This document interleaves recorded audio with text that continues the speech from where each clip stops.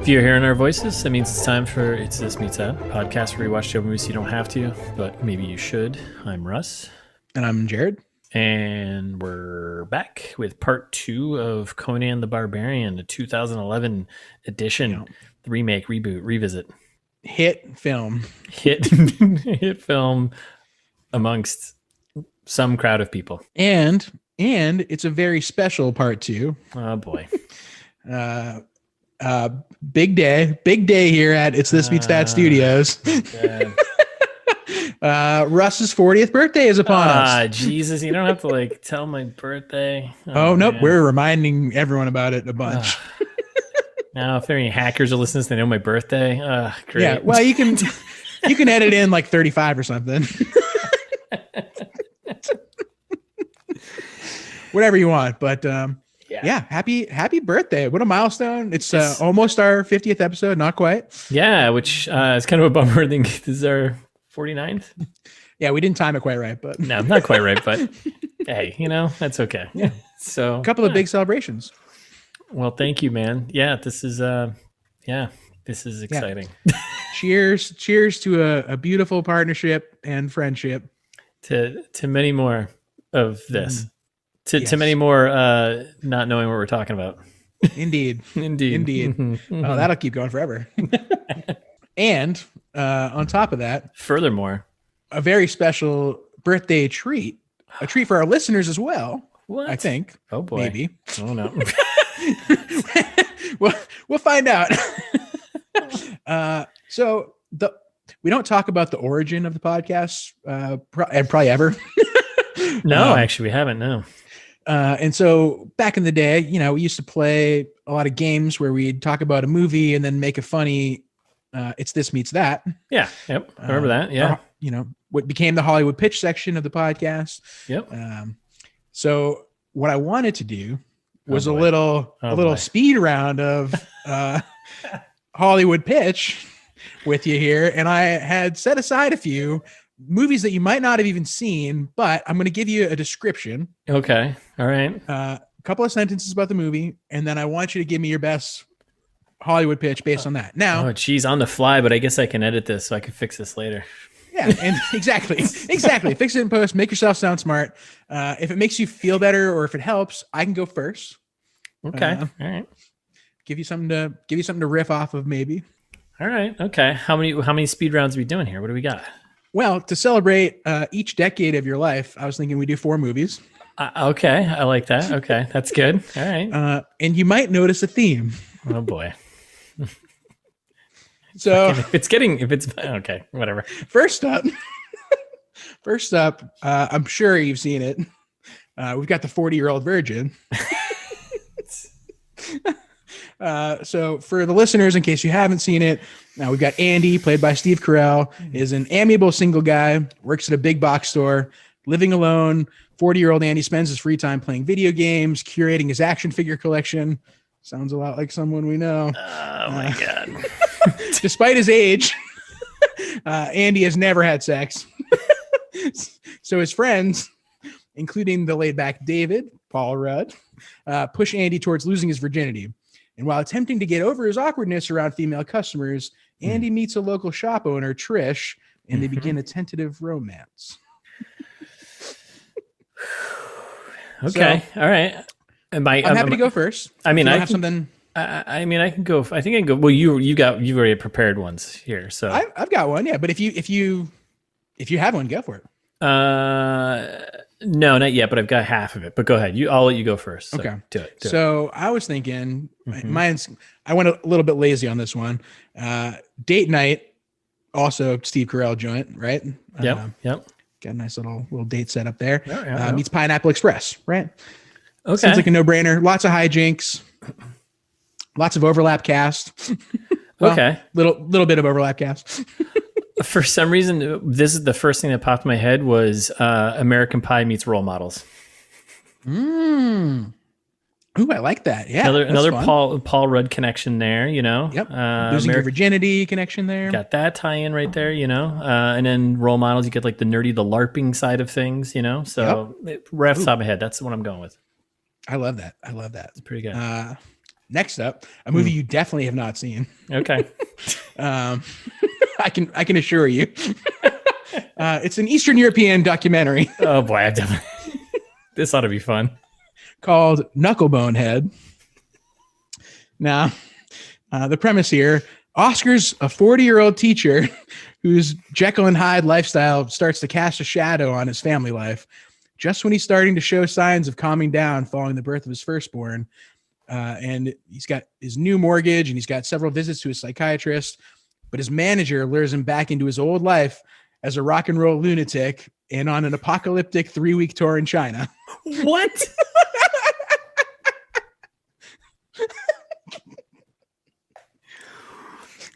What? Yeah, there's a lot there. I don't even know where to begin with that one. I thought I did, and I was like, I don't think I have this one. All right, you got to go first on this one.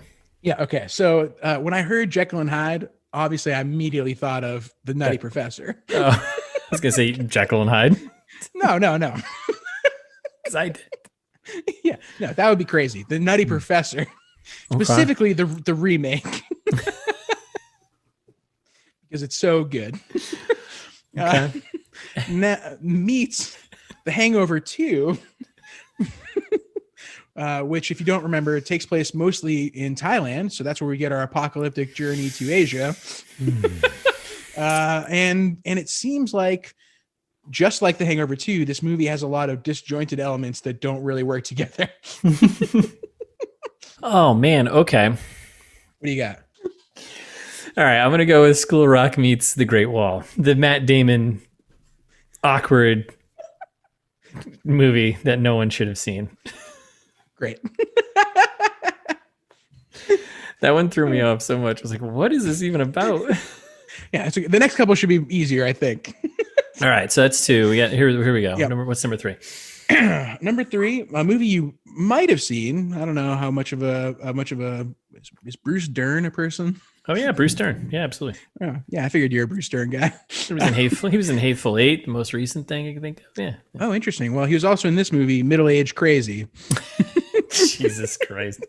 So a married man / taco stand developer.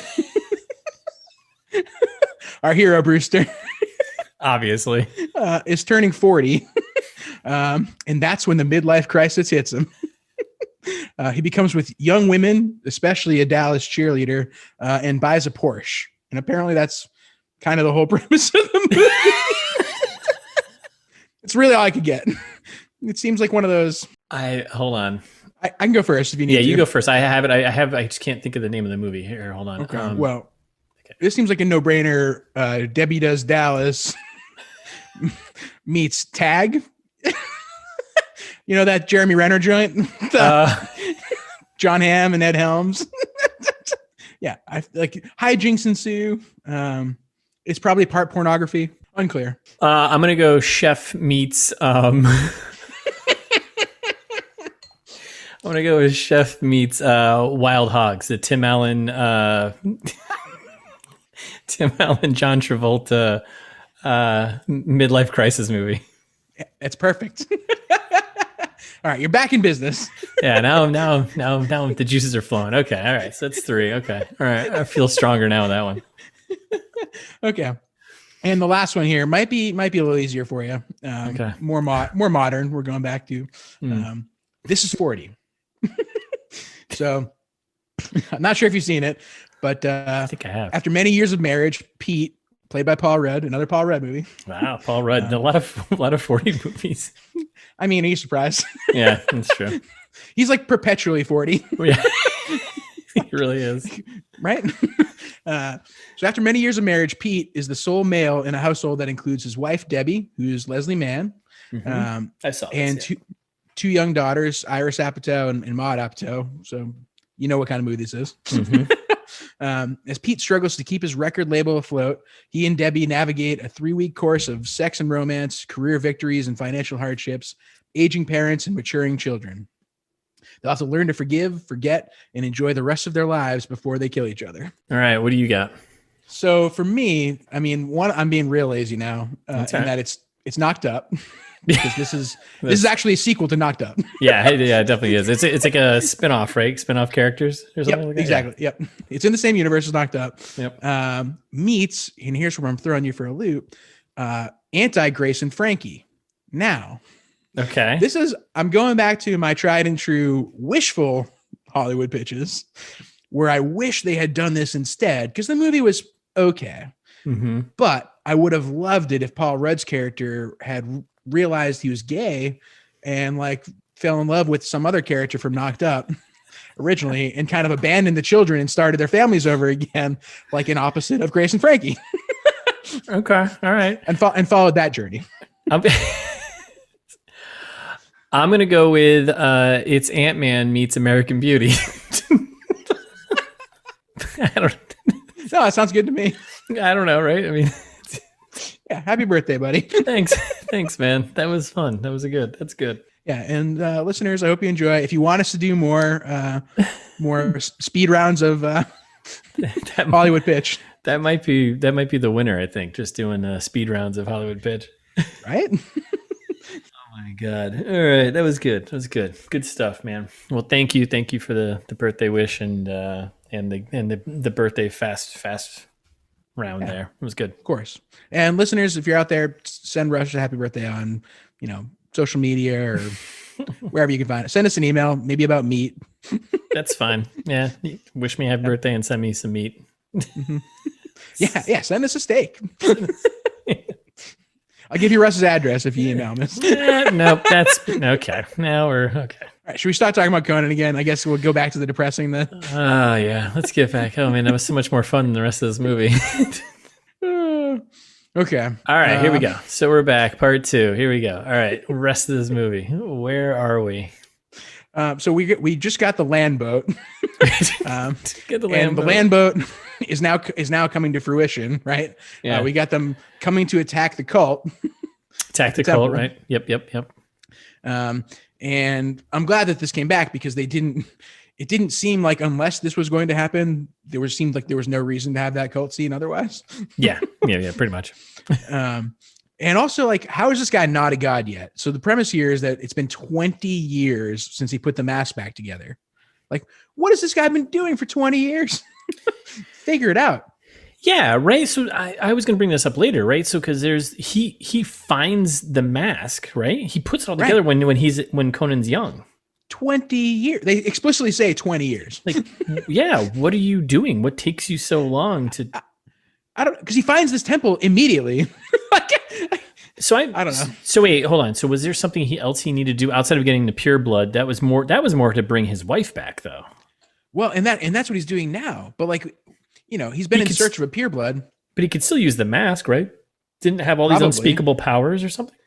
Probably one, yes, for sure. And for two, like we weren't privy to, as far as I know, any information that led him to the temple all of a sudden. Like, yeah, it seems like he could have known where this was for 20 years and just decided not to go there until just now. Yeah. Dumb. Yeah. Plot hole. Big time. Whatever. Yeah. And then there's like a battle ensues, right? Where again, it's like kind of senseless, doesn't make any No, but this is where we get use of the land boat. The land boat smashes through the monastery walls, right? Right. So I was like, oh, cool, land boat. It's actually a battering ram. Right. Yeah, which is cool. Seems like so wasteful to be like, hey, we need all these elephants and all these slaves to drag my boat around on the land. So far, seemingly. So stupid. Anyway, so the land boat smashes through the monastery, and then that's it for land boat. We don't see land boat until later when it's on water, or is it still on land? Whatever, we'll get there. No, it's still on land. It definitely is, right? Okay, I thought so.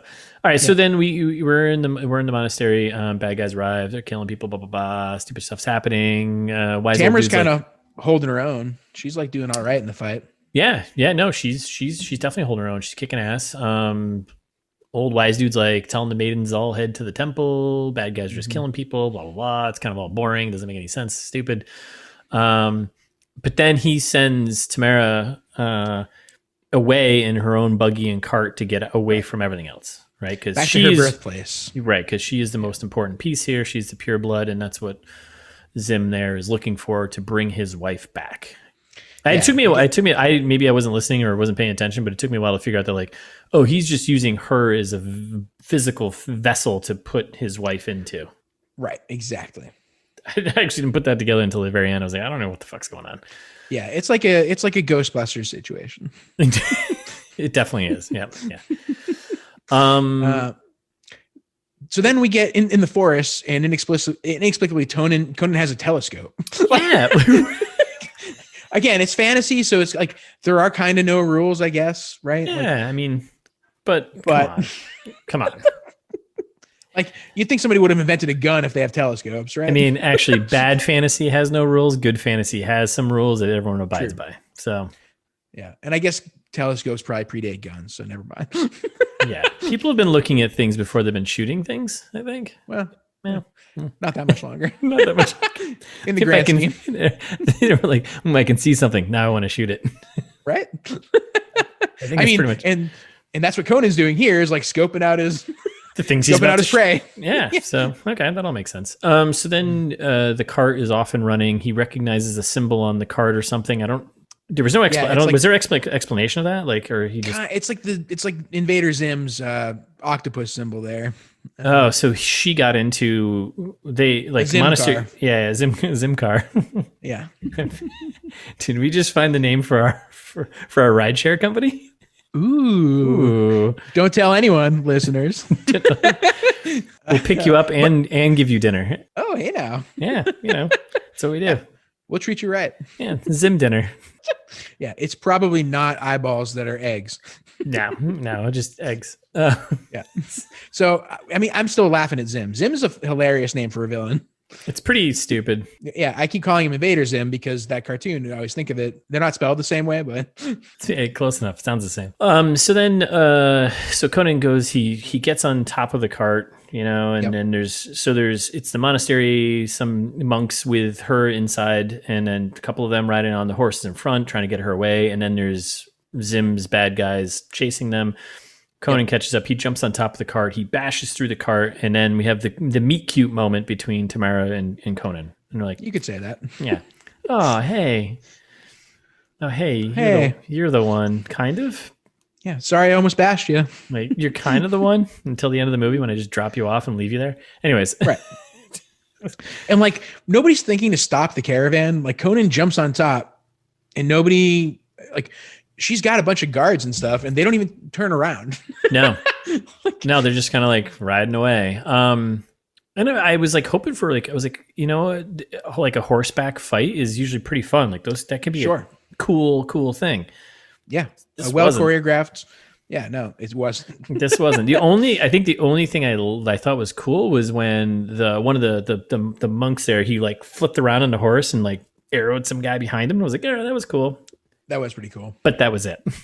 I was like, yes, that was so disappointing. Now, speaking of this movie being full of goofs, did you catch this one? Oh boy, I can't wait. What do we got?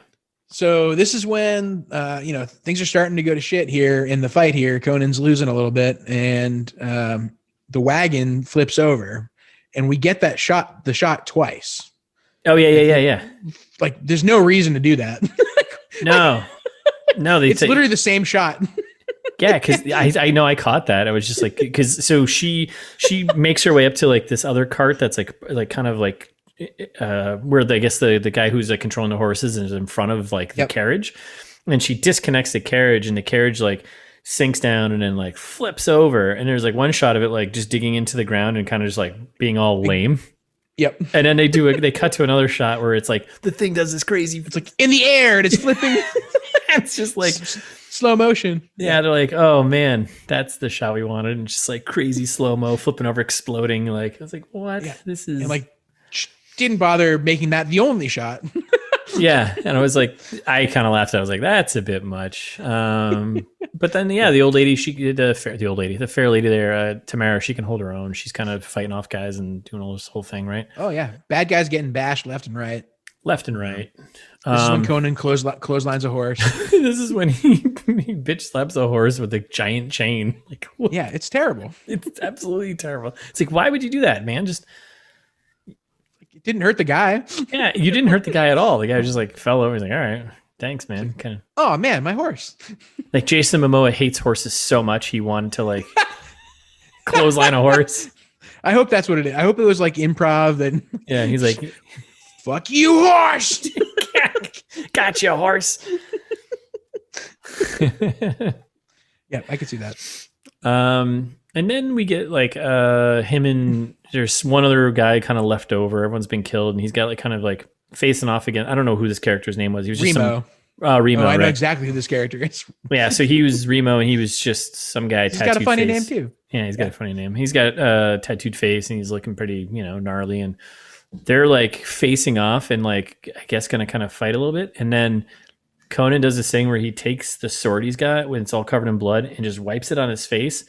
And my first thought was like, I think they intended that to be way cooler than it actually was. I was like, yeah. that didn't play out the way you wanted. No, it was just kind of gross, and I was like, it wasn't cool. and like also, this is when I'm thinking again. Remo reminds me of an orc, right? Oh, 100%, yeah. These characters are orcs, right? Okay, so then Conan wins more or less, right? Knocks him out, I think, and proceeds to then also tie up Tamara for some reason. Because that's what barbarians do, That's just, I guess so. Yeah, that's what they do. And then they go camping, and we get our friend Remo here talking about how. Well, I guess this is right before he gets knocked out. And he's talking about how the girl is property of Kalar Zim, and no, the woman's property of me now. And I'm like, wait a second, nobody's asking Tamara who she wants to be the property of, if no one. I mean, and she does say, I'm not the property of anyone. So, but right. Yeah. Nobody's listening. no one's listening. Yeah, stupid barbarians. Dumb barbarians who have a great grasp of the English language. Mm-hmm. Yeah. So so this again is like just another step of him, like the no nose guy, him just finding another link in the chain of evilness here and being like, yep, where is Zim going to be? Where is he going? Blah, blah, blah. Yeah, so he's got that ravine that we said earlier. Yeah. That's the same. That's where he's going. That's what's happening.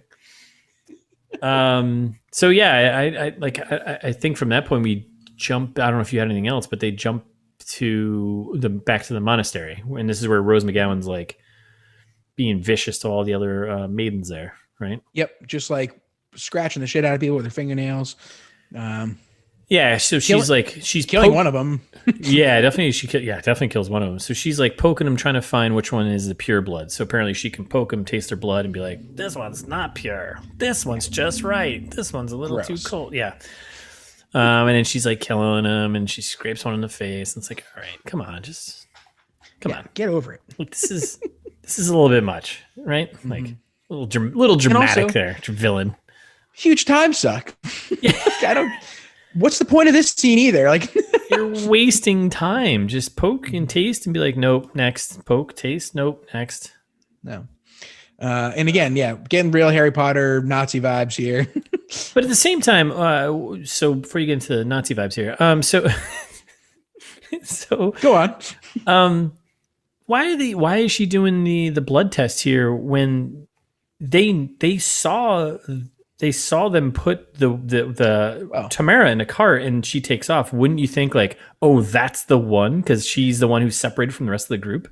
I mean, and that's what Zim gets to eventually, because he's like the only not stupid person in this movie. And he's like, oh, it's the one that ran off. Yeah, no shit. Yeah, like we could have saved a lot of time here. Tons of time. People didn't need to die.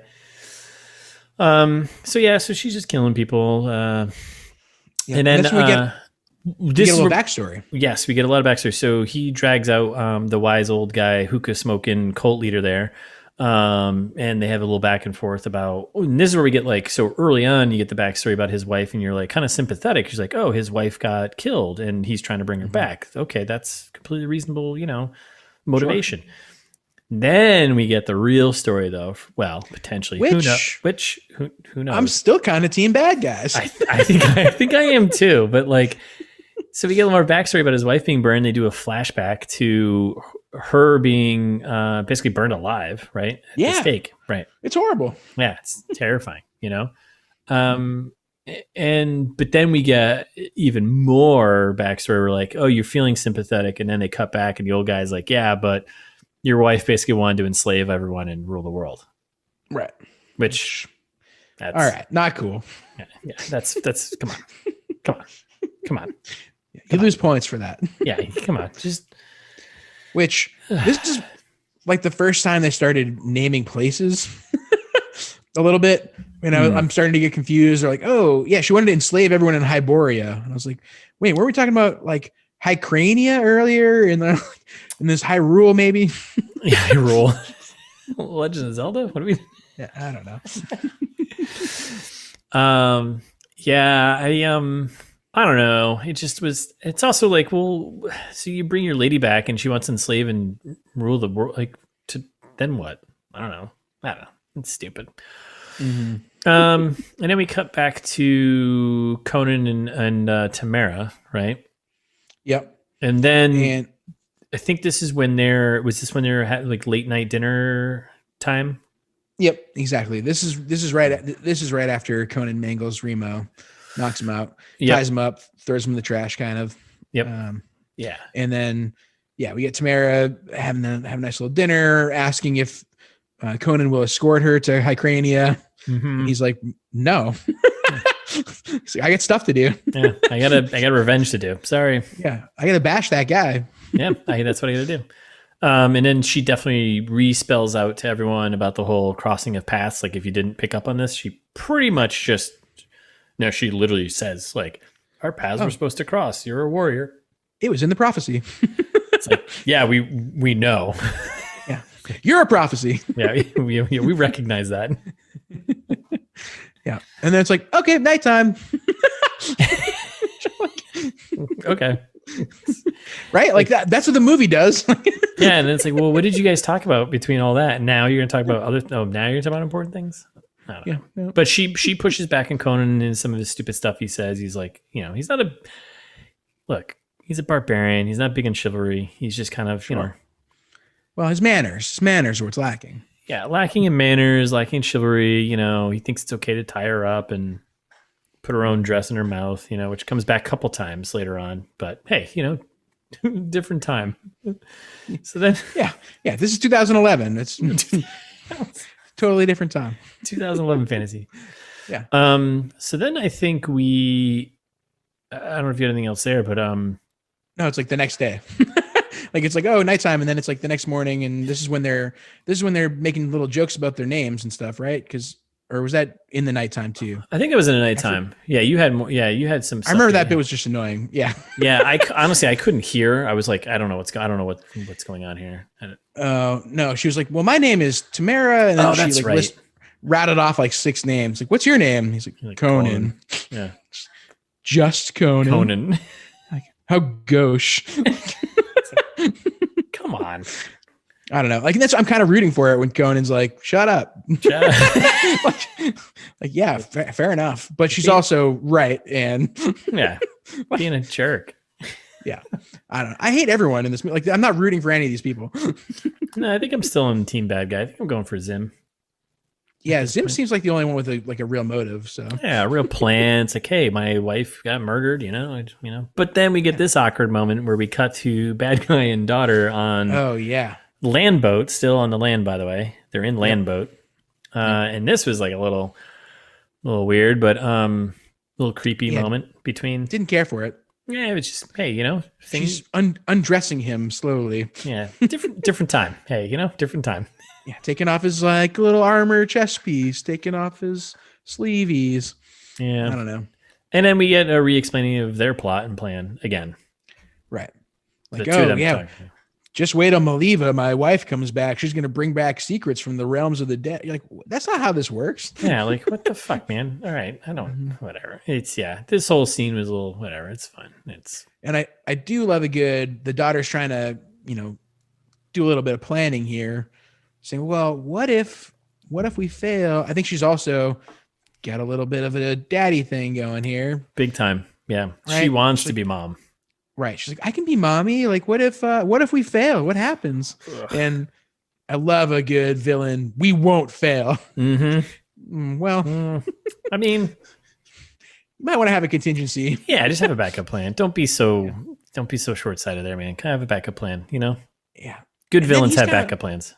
He's playing into it where he's like touching her a bunch, Yeah, real it's- weird. But But then he insults her, which I'm back on board again. right. Okay. He's like, don't worry, you're not your mother. It just pushes her face away. I was like, okay. And commercials. Thank God. We've dodged that bullet, I think. We've dodged that awkward bullet. Yeah. For now. And then commercials, yeah. And then I think we jump back to Conan, you know, now him and Tamara. I didn't really care what was going on here. I don't know if you did. He's basically just trying to get more info from Remo there. Yeah. And then I don't know how space works here, but like all of a sudden he tells him where Zemo might be, or Zim might be. Right. In the ravine. In this, still in the goddamn ravine that we've been talking about the whole movie. Fuck. And then Conan just catapults Remo. Yeah, I miss Artist so bad. Yeah. He could have added so much to this movie. So much. So Conan puts. I knew he was going to catapult that guy. Yeah, and he stuffs his mouth with a little bit of a note. It's kind of a really old school way of passing notes, and he just shoots him into this guy, and he lands through the land boat. Direct hit right in dad-daughter bedroom, by the way, shared bedroom. Yeah, are you surprised they have a daddy-daughter bedroom? No, not surprised. So, direct hit, like great shot. Which I almost thought that guy was going to live. Like he lived until the second he came through the boards there, right? Yeah, because there was a shot of him like screaming through the air. I was like, Whoa! it was so stupid looking. Yeah, it was pretty funny. Now also, wait a second, is Conan literate? like who wrote that note that they stuffed into his mouth? I'm assuming maybe Tamara, but I'm assuming she did too, right? I don't know. Here, write this. I don't know. Nothing. Jason makes any Momoa is sense. too smart. Yeah, he's too smart looking to be a barbarian.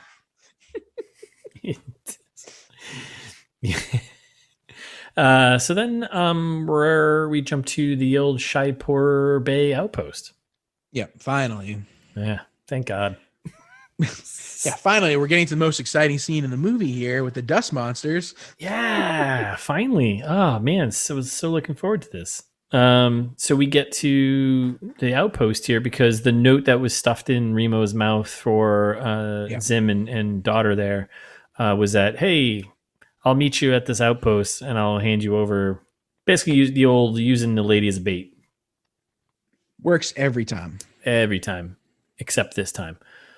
So they show up and Conan and Zim have a little, I don't know, good guy, bad guy face off here. And I was like, man, this is all right. Where are we in this movie? I was like, this is just past the halfway point for time wise.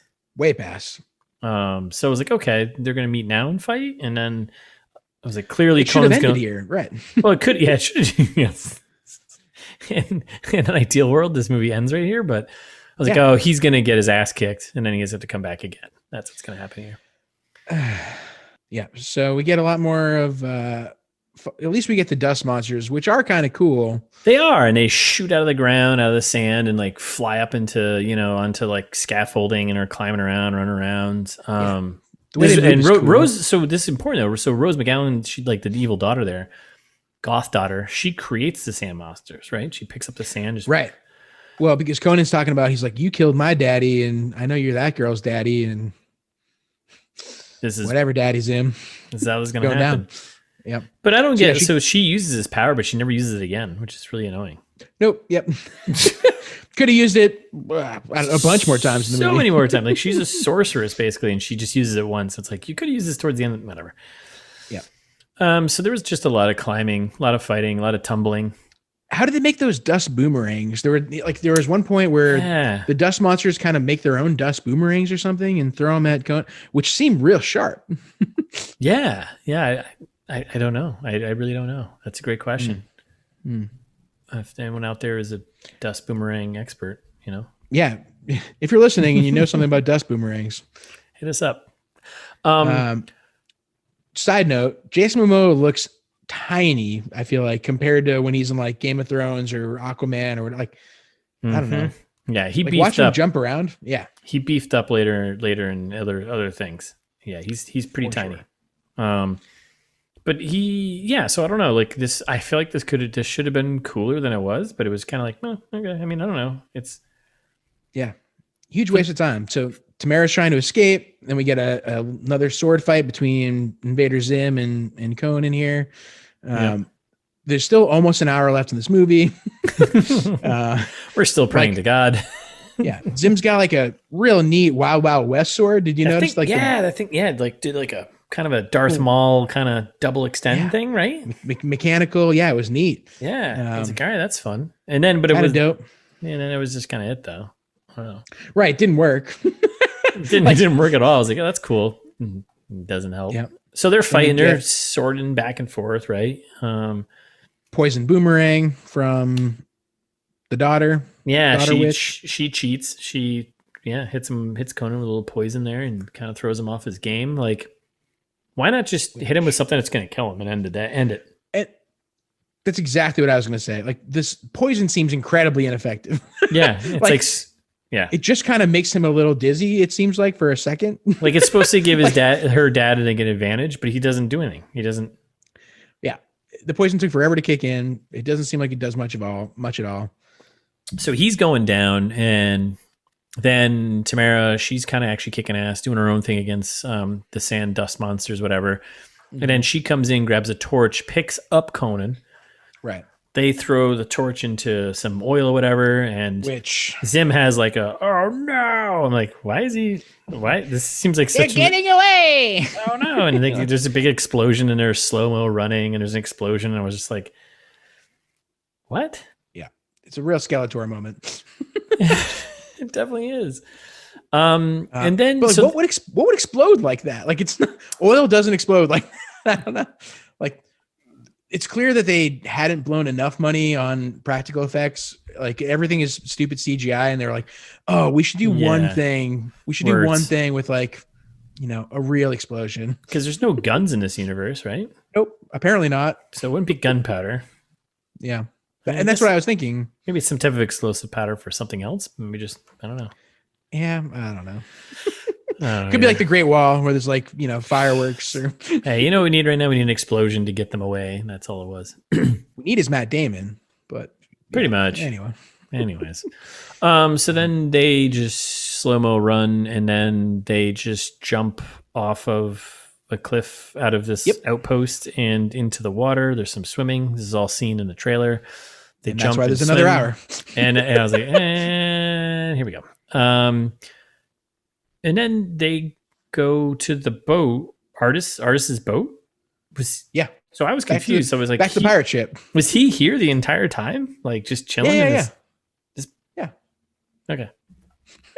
Conan said, "Don't follow me." So he was like, "Okay, all right, then I'll just stay here." Yeah, that's cool. Okay. And then I like Artist is asking him about his fight with Zim here. He's like, wait, did he have golden scales and like glowing red eyes? Like, nah, he's just a dude. Just a dude. Okay. Yeah, that's it. Cool. And then the artist and Conan agree that she's a cool lady. She's cool. She she has now their loyalty, and they'll do anything for her. So because she saved Conan's life. So yep. Barbarian's getting progressive. Yeah, just one. She's almost equal. Yep. Hey, one barbarian at a time. We'll get there. I didn't know it was actually happening. So, Artist is talking to Tamara just about how cool Conan is, pretty much. Basically, he's just chatting up he's doing a great wingman bit, and that's when we get the line from the beginning of the most are born to mother's milk, but Conan was born to his mother's blood. It's You're like, wait, what? What? And Tamara's like, wait, so all he can do is kill? It's like, no, he has the heart of a king. Like, well, that's seems kind of contrary to what you just said. Yeah, I mean, okay. And then Conan rolls in and ruins it. It's like, you look like a harlot. Like, okay, cool. Way to play hard to get there, Conan. Yeah, nailed it. So it seems like it's bedtime because everyone's asleep now, right? Yeah, I mean, that's, yeah. Yep. It's nighttime when the ship is getting all of a sudden under siege. However, Is it though? it's right. Then we go back out and it's daytime. Like a little bit of a, well, according to IMDb anyway, a little bit of a goof. Yeah, it makes no sense. The time doesn't add up at all. No. Also, how did these guys manage to sneak on this boat? Like, Yeah, like usually you keep at least one person looking out and being like, you know, Right. and you work in shifts, and like this is just poor captaining, Yeah. captainship, especially in barbarian times. right? So yeah, the boat's getting hijacked by a bunch of baddies. Yeah, it was a pretty nice boat. They're breaking everything. Everything is being broken. So there's a big dude and Conan have like a little pushing match basically in the bottom of the boat, and they are just smashing everything. Every piece of wood plank there is possible. They're one layer away from just putting a hole in the bottom of the boat and just sinking it. Yeah. Oh yeah. I mean, we're there. Yeah, this is it. And above topside there, you know, there's sword fights going on and defending, and people are doing things, and things are, I guess, happening, whatever. Like unnecessary battle scenes that I don't care about still. Yeah, no, definitely not.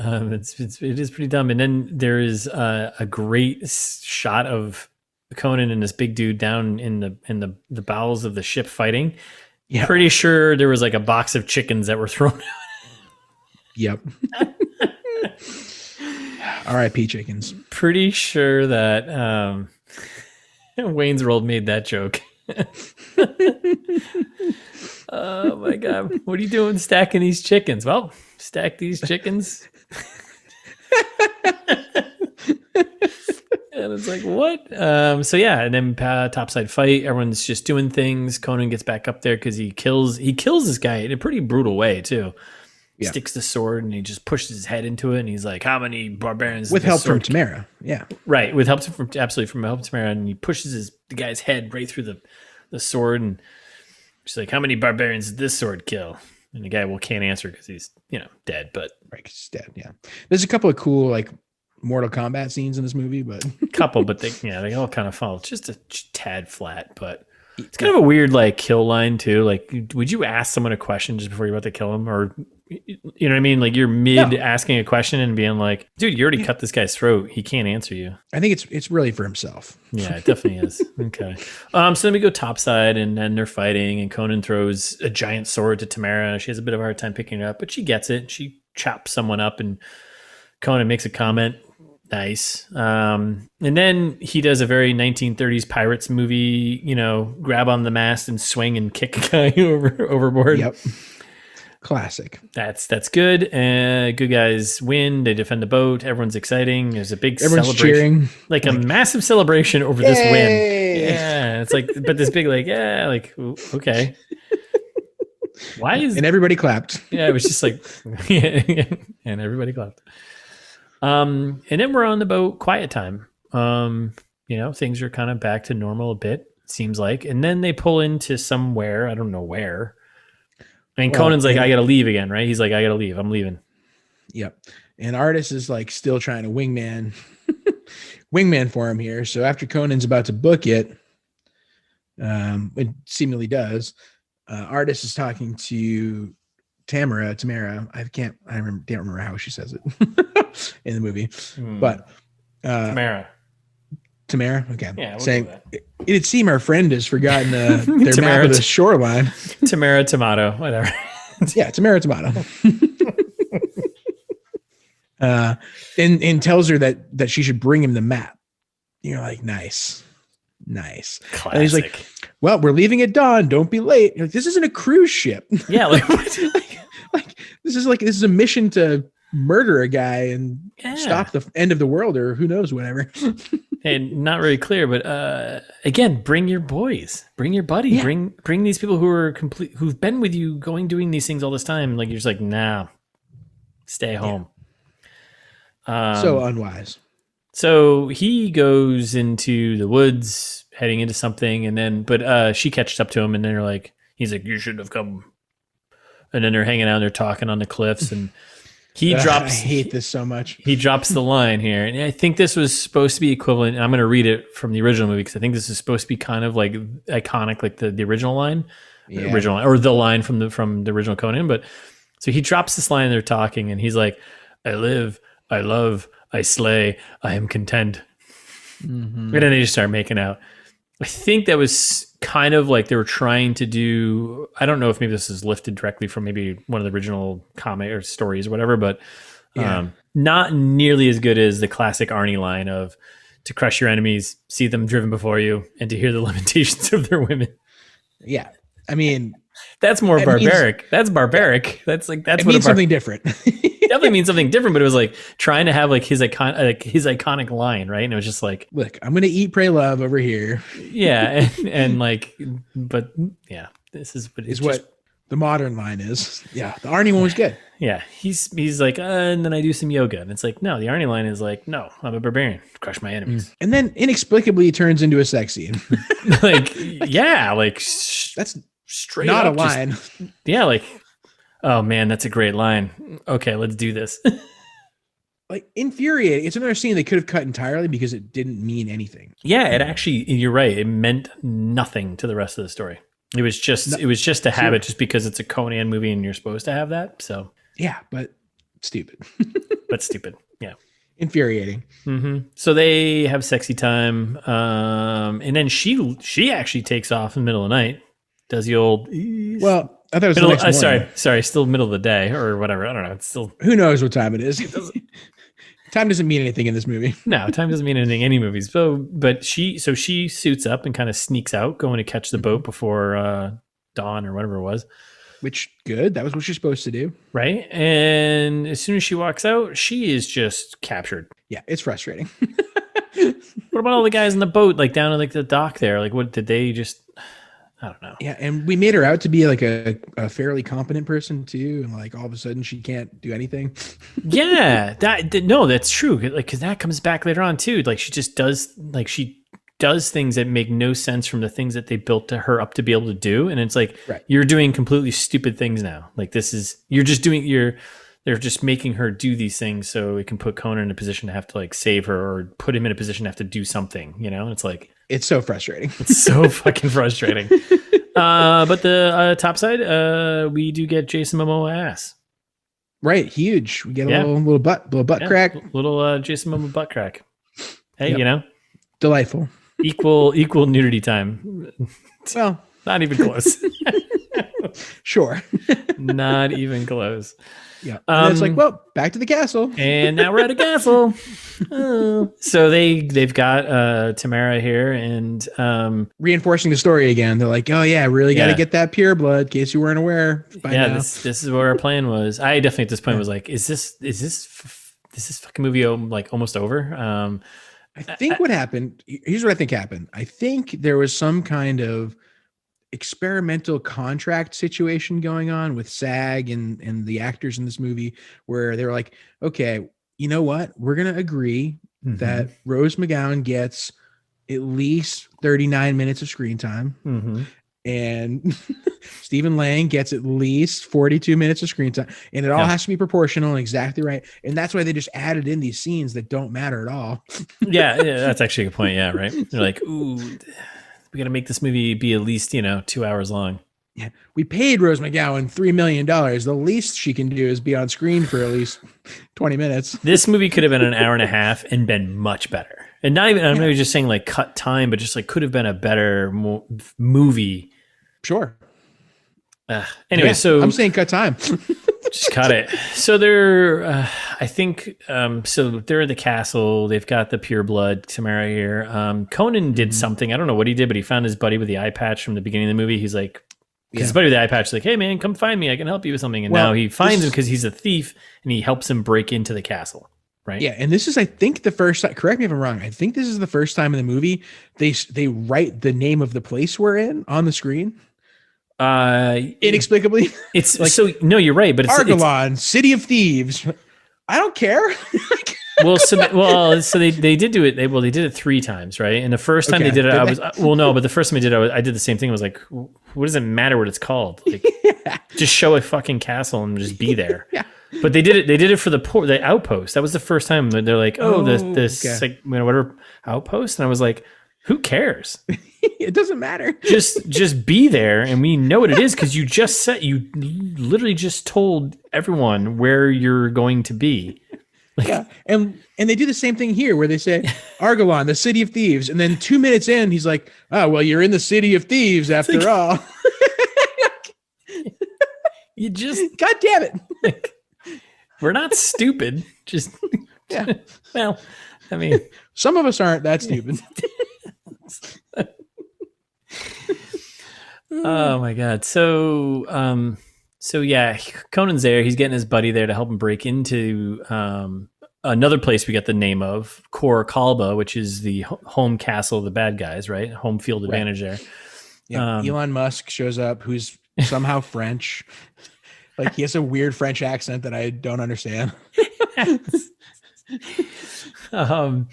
And then so Conan works with him to like, hey, we're gonna go break into this thing, and of course Elon Muskie there guy's like, that's crazy.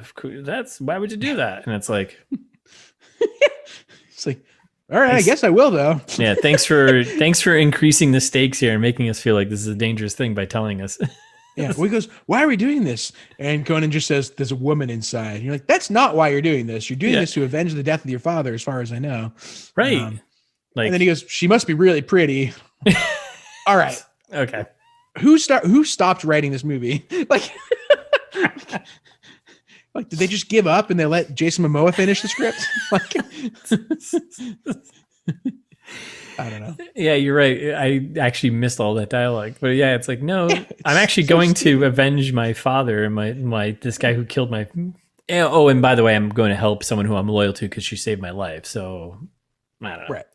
And then we like cut to the cave where we get the daughter and Zim here, and what's her face, Tamara is getting ready to, be sacrificed or whatever, and gives the line of, "I'm not your mother," and she goes, "No, but you will be." It's like, ew. what the fuck? Again, who stopped writing the script? It's like they just gave up like halfway through. Yeah. Like, guys, what was the story? Yeah. Something about turning into her mom. I'll figure it out. Yeah, it's fine. I'm not your mother, but you will be. Yeah, grab me a donut while you're there, huh? I'm not sure how I feel about that. So they're having a chat. So it's goth daughter talking to Tamara, and then they definitely re-explain the plot. This is the entire right. Like, I think this is the 5th time. Yeah, like the 3rd or 5th time that like the bad guys are now re-explaining what they're doing, what their plan is to another character. So we also hear, and it's like, it is the first time that we hear how Zim wants to cast their rivals into oceans of blood, and like is doing like very dramatic lines. Yeah, and Tamara is just not having it. Like, she's just nonplussed. Like, she's just like, sure, whatever. That sounds devastating, but I don't really care. And then she gets, and then they strap her into a good old fashioned sacrifice wheel. Mm-hmm. Call it the sacrifice wheel. You love to see it. That's what it is. It's called the Wheel of Consequences. I don't know. Spin the wheel, make a deal. Yeah. So like Conan shows up at the castle, cave, fortress, whatever here. Yeah, Corbacala's castle. He's wandering around in the basement with his buddy there, Mr. Thiefy Pants. Elon Musk, yeah. So Elon Musk and Conan walk into a basement. Yeah. And they get grabbed by like a snake octopus thing. Yeah, and Immediately. immediately just they're in like a pit where there's like water and like a cage thing, and there's like a snake octopus thing going on, and there's some guy who's like running it. It was so weird. I didn't get what was going He's on. like the head orc. Yeah, and I think there were people that were like he was just toying with and letting them kind of try and fight their way out to survive. I don't know. Maybe. It was like a really bad Thunderdome. Basically, it was like Yes. we have no concept of like what is actually going on here, and like random guys or who are there are just dying. A bad rancor pit. Whatever any kind of pit. Right, but just poorly defined and no clue what the hell's going on with this thing. And it could have been so cool, like giant snake monster thing. Sure. Come on, like Apparently it's called the Dweller. Like that's a cool name for a monster. Yeah, I don't know. But every scene in this movie is a waste of time because again, there's no consequences that really happen because of this. no, not at all. His buddy gets caught in a cage and he's like trapped in a cage, and it's also like he doesn't need this guy anymore.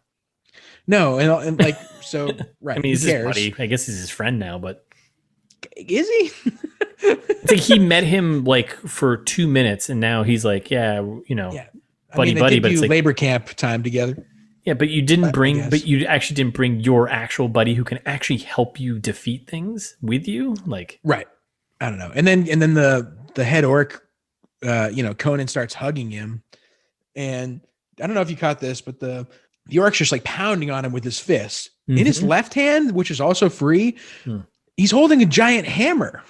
Like, oh yeah, he should probably take advantage of that. Why isn't he pounding on him with the hammer and instead of like just like beating? I don't know. It's so stupid. And then that guy gets ripped in half, and you're like, oh, that guy was cool. And he's done. He's gone. Definitely some shots of Conan, aka Jason Momoa, doing his best job pretending there's an actual serpent thing in the room. There was definitely some shots of him like looking not in the right spot, and I was like, oh, come on. Come on. Yep. And then this is what I was getting. I almost picked this line for the opening of the show because it doesn't make any sense in context here, and it doesn't make any sense in context there either. Yeah. They get out of this octopus snake situation, right? And they just like go up to the window and they're looking out, and out of nowhere, Elon Musk goes, "Yeah, I think he headed to the Skull Cave." Did you catch that? Like, there's no like Conan didn't like prompt him on like, do you know? I wonder where that guy is. He's just like, yeah, I think he headed to the Skull Cave, and then Conan goes, "Your debt is paid," and like that's how they left. Like then they just parted ways. Okay, well, see you later. And doesn't Elon Musk yell back to him? He's just like, "Hey, if you ever need me, oh yeah, you know where to find me." Like, see ya. See ya. That's okay. See ya, bud. Yeah, I think he headed to the Skull Cave. Sick. Great. Solid tip, bro. They're like, oh crap, we way overextended this movie. We gotta wrap this up quick. Are you talking about the cave that's down the beach that looks like a skull on the outside? Yeah, that one, Conan. I know you're a barbarian, but can you grasp the idea of skulls and caves? And that's what, like, I think it really was like they just like had to start rushing the ending because they were like, oh crap, like I don't know how to finish this. So because they didn't show any of it looked far away, right? It looked like it was probably like 5 miles to the Skull Cave. Yeah, I mean, yeah, it looked like it was a good haul. I mean, we don't show any of it. We just like have him like getting just about there. Hey, you know, sometimes it's okay. You can cut some space out. You know what? You're right. Thinking about this now, like talking about like all the dialogue and everything else, like what's going on. It feels like the movie. There's 3 writers on this. Maybe the 2 guys, like who are the writing team. Maybe they wrote like half of it or something, and then the other guy wrote the other part. Because it feels, or vice versa or something. Because it feels so different and so just bad. Yeah. Parts are worse than others. Yeah. It's like all is bad, but then it's like there's parts that are worse than other parts. So, all right. So we're getting close here. So then we come to we're getting to the Skull Cave, obviously, because that's where things happen. And it's sacrifice time, right? This is where we're getting building up here. We got, I think, a bunch of cultists hanging out in robes and shit. Conan's breaking their necks. Yep. Tamara is strapped into the sacrifice thingamabob there still. Classic, Da Vinci model thing set up. And yeah, Conan's kind of sneaking in, killing people. And then there's like this whole thing of Zim's got I couldn't tell what he was. So he cuts her, right? Right. He cuts her chest. Which, by the way, Which, makes no sense. yeah. And did you notice? He cuts her chest like vertically, like along the sternum. Yeah. When he first cuts her. Yeah. The rest of the movie, it's horizontal. Like inexplicably. Oh, okay. It's also like what the other way. What a just stupid tough spot to try and like get blood out of someone is like from their chest. Like cut her arm, it's hanging right there, and just hold the thing. Come on, right? There's way more better places with better veins. I mean, I understand why they chose to do that. Ugh. Exactly. Yeah. Right. Terrible movie. Movie. But logically, her arms are just cut her arm. Anyways, so he needs blood. So he gets some of the pure blood here. This is when the CG department gives up too, because like then like the after the mask gets a little blood on it, it just starts like wriggling. Remember that? Like, oh, the mask wiggles. That's cool, I guess. What? It looked so stupid, like little octopus arms wriggling out of the mask. Yeah. Okay. Okay, sure. So now he puts on the mask, right? Right. He goes full Jim Carrey here. He's got the mask on. Nothing happens. Nothing happens. Yeah. Nothing of consequence anyway. Yeah. There's no visual crazy storm beam. There's nothing. Nothing to show that. Behold, in despair, your new master. Like, that's it. Wait. Yeah, it doesn't matter. You're still just a guy wearing a stupid mask now. That's all it is. Yep. No golden scales here. Nope. So then all of a sudden, I don't know how this happened, but Tamara, who's strapped into the sacrifice thing. It's Conan's fault. It is, right? Okay, so she just gets dropped down this well, which is just apparently a well to nothing. Yeah. The wheel like breaks off. Yeah. Yeah, and she just falls down. The wheel fits perfectly down this well, and she gets caught like halfway down. Which this is another like I'm saying lazy CG because it's like, oh wait, we could make a well, but guys, we've come this far. Let's just cover it in skulls. It's Skull Cave, right, baby? And so like they did a really crappy job of like, you notice all the walls, right? Yeah. Yep. Yeah. Like, oh, good. We just copy pasted a bunch of skulls on the walls here. I almost picked as part of my my pitch, Temple of Doom, just for the part where she's falling down in a cage down like the pit there. But I was like, actually, that's actually so much better than this. Yeah. And the part where he's like, oh, it had to be snakes. And you're like, what? Oh my God. So then, all right, let's reset where we are. So we got Tamara. She's still strapped into the sacrifice wheel. She is halfway down this well of despair that goes all the way down to nothing, to basically death. Now cultists are all over the place. They're freaking out, doing stupid stuff. Conan and Zim somehow end up in the pit and on the wheel and are fighting on the wheel while she's strapped in. Yep. Dumb. Like, How did they get there? How'd they get there safely? I was actually hoping that you knew because I didn't. No, they literally just fell down. They fell down the hole. They're like, whoa, oh, we're fine. It's like, what are they doing now? How'd they get down there? Fine. I was like, is this like a Pirates of the Caribbean movie all of a sudden? Like, yes. And that's what it felt like. Yeah, and the script is like that too, because that's when Zim just goes, I don't like you anymore. And Conan's like, okay. All right. Like, what? Like doing a bunch of the wheels flipping around, they're falling down spinning further. It. Yeah. What's the plan here? Like, what is this bottomless cavern? Like, why does this exist? Yeah. You're in a cave, which is in the whatever, it doesn't matter. So yeah. One way or another, they make it to the bottom of this hole, the bottom of the bottomless hole. Like, it's a half bottom. Right. Right. And we get our girl fight here of Tamara. And, so Conan, before they drop all the way down, he cuts Tamara free from the chains and then just like he's like, hey, go fall on this cliff. And he just throws her and she lands on like a ledge or something. Oh yeah. Yeah. So yeah. And then they keep fighting and they're, Conan and Zim are doing like the old swinging and sword fighting. It felt like, it feels like they took these scenes like from old pirate movies, like, swinging on ropes and fighting. And they're just like, definitely. oh, let's just do that, but with like, Jason Momoa and Stephen Lang. Yeah. Why reinvent the wheel here? No pun intended. So then we get girl fight. Yep. Daughter. Tamara wildly outmatched. Like the other daughter is a sorcerer who can conjure dust monsters. And who fucking doesn't? Right. And she doesn't even murder Tamara as quickly as she should, which I guess she's not supposed to become her mother. Yeah. So she doesn't want to kill her. She just wants to, capture her, sure. Right? Yeah. Why not just grab some rocks and be like, here's some stone people, and they go and grab her? Yeah. And at the same time, they're fighting hard still. Like it seems like she's trying to kill her. It does actually. I actually was like, hey, wait, is she gonna kill her? And maybe she is because she wants to be. The daughter wants to be her own mom, right? Yeah, which is weird. That's a weird Chinatown thing going on there. But yeah, so they fight, and this was actually pretty badass. But so they're fighting.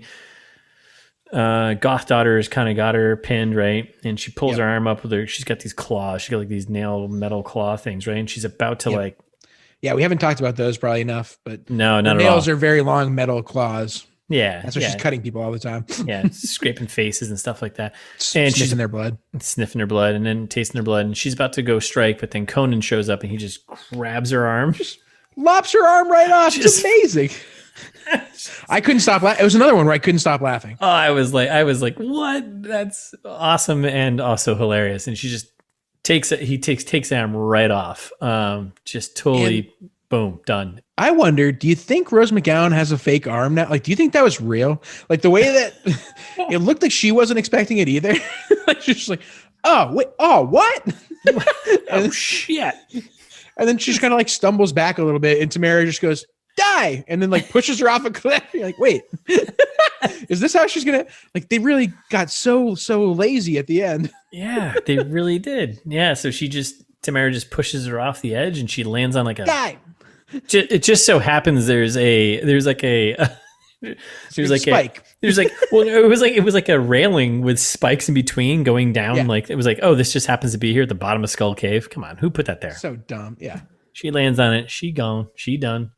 Mm-hmm. And then we get Zim and Conan, another sword fight, right? They're about to battle out again. Final battle. The final battle. Yeah. Right? This is final battle number 3, technically. Yeah. Ugh. Took long enough. Come on, get it done already. And then we get I'm gonna kill you with your own father's blade. I wrote that one down too, and I was like, that's a mouthful to say, is your big power lines. That's unnecessary. A lot. Yeah, so unnecessary. Now we're leaning into boss battle. This is it, right? Yeah. Every time, I don't know if you caught this, but there was one point where Zim falls down and Conan falls down, and they're both getting back up, and and Zim goes, come, and Conan goes, come on. You're like, what? You're both just for the love of God, end the movie. Can the two of you happen to kill each other at the same time, please, and be done with this? Who's on third? Sword fight. It was a pretty boring sword fight. Yeah, super boring. I think I going back to the old pirate movies of the 30s, where I think they stole a lot of stuff from. Those sword fights were more entertaining than these. This was bad. It's this is it. This is a big thing. And I was like, I don't care. The blades are remarkably shiny. They hadn't been in the rest of the movie. Yeah. I don't know. So they have a sword fight that just kind of means nothing, and it didn't really do anything. And then Conan, how did they break apart? Conan gets away, and then right, the building starts collapsing. That's why. So he just literally runs away. Right. The building starts collapsing on top of Skull Cave. Skull Cave starts collapsing. That's right. Right. And Conan runs away with Tamara somehow. That's right. Yep. And then she falls through the bridge because we have to extend this movie just a few extra minutes. Just a few little bit longer. So, and this is when Zim sees his daughter dead on. Yes. So he's even now extra pissed, right? Right. So they're running across this wooden bridge, and Tamara falls through it, and it was just like so obnoxious again. Like, Right. you made her And then- be so like awesome and strong, and then now she's just kind of being useless, and it's like frustrating, so frustrating. And she's getting this is when finally the whole movie's about this. Zim's like, Maliva, I summon you here. You're like, wait, if that's all you had to do at this point, why didn't you do that, 15 earlier. minutes ago? You had right, you had the blood, you had everything. Just fucking come on, Like, dude, spit it out. So she's starting to get possessed now as Conan's hanging on to her, and he's got a chain. She's hanging onto the chain. She's telling Conan in between being possessed that he should let go because she's being possessed and he needs to save himself and whatever else. It's so stupid. This is so annoying. This is so terrible. Zim taunting him with, once again, the little Cimmerian boy is caught holding a chain. Oh, right. Yeah. The connection to his, so stupid. Yeah. So like, annoying. I hate this. It was so obnoxious. But I also like, so he's like, Conan is not a villain for this guy. Like, he's not the arch nemesis of Zim. Like, Zim doesn't give a shit about Conan at all. Zim only cares about enslaving the world, bring his wife back, right? Yeah, like that's it. That's what I understand. Why is he so invested now in the little Cimmerian boy? Yeah. And he's also got an advantage here. Why doesn't he just stab and grab it? Maybe? I don't know. So, so then here we have the big moment, right? So Stephen Lang, he's like right there. Zim is right there. He's like giving his big speech and like getting in his face. And he's like, you're just a blah, blah, blah, right? And then Conan's like, I don't know what his final kill line was, but he just says something stupid, and he just. I don't even think he had a kill line. He just cuts the bridge. Yeah, he just stuck his sword. Again, another Temple of Doom moment. He just stuck his sword into the wood and turned it, and the planks flipped up, and then Zim just falls to his death. Yeah, and like everything after that's cool. And that was it. Like, falls down into lava. Somehow there's lava. Which takes care of Zim, takes care of getting rid of the mask, which, by the way, why didn't they just fucking do that from the beginning? Just put the mask pieces in fucking lava and burn them. You fucking dumbasses. You dumb why did they save them? Goddamn barbarians. You're dumb. Yeah. You always throw it into the fires of Mordor. Like, right. Mount Doom or whatever it is. You're right. How do you get rid of, the pieces that bring back the Terminator? You throw them in burn it with fire. You burn it with fire. Yeah. So then Conan's like, all right, well, I guess I'll bring you home now. So he like brings her to her childhood home. They escape on horseback and he just drops her off. Yeah. He's like, well, see ya. Yeah, we'll meet again probably. Yeah, I don't know. In the sequel that we'll definitely get because this movie is going to be a huge hit. Yeah. That was basically one of the longest one night stands ever. That's pretty much what that was. Yep. She's like, thanks. And I'm like, I was like, it was so weird because like she just drops her off and I was like, oh, he's just leaving. And she's like standing there by herself. Thanks. I was like, bye. Great adventure. Like, what? Yep.